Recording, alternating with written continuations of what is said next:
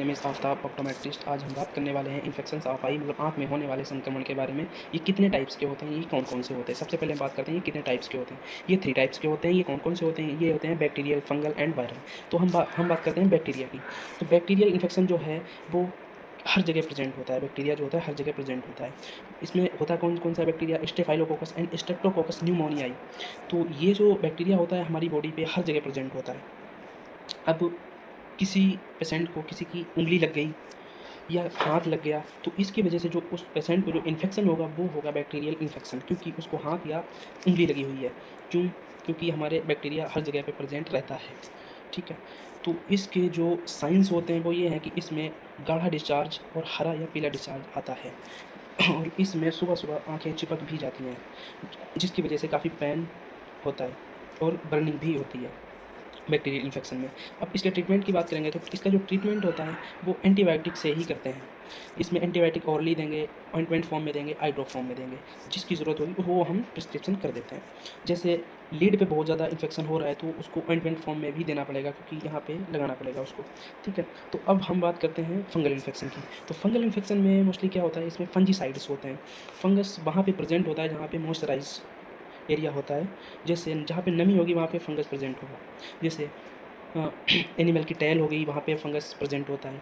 अब कोई पेड़ की टहनी है या कोई पेड़ की लीफ यानी पत्ती है, तो वहाँ पे फंगस प्रेज़ेंट होता है। अगर किसी की आँख में लीफ या टहनी या एनिमल की टैल लगी हुई है, तो इस कंडीशन में जो उसको इन्फेक्शन होगा, वो फंगल इन्फेक्शन होगा, ठीक है? तो इसका जो ट्रीटमेंट होता है, इसमें बेसिकली एंटी फंगल का यूज़ करते हैं इसमें, और इसमें बहुत ज़्यादा जलन भी होती है, ये बहुत ज़्यादा डेंजर भी होता है, क्योंकि इसमें विज़न जाने का भी खतरा रहता है। तो इसलिए इसको जितना जल्दी हो सके हम उतना जल्दी ट्रीट कर लें, उतना अच्छा होता है।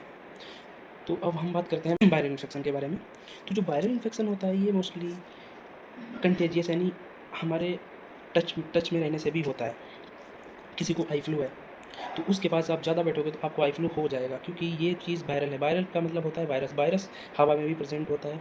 आप जो साँस ले रहे हो, बाहर छोड़ रहे हो, उसमें भी प्रेज़ेंट होता है। आप छींक रहे हो, उसमें भी प्रेज़ेंट होता है।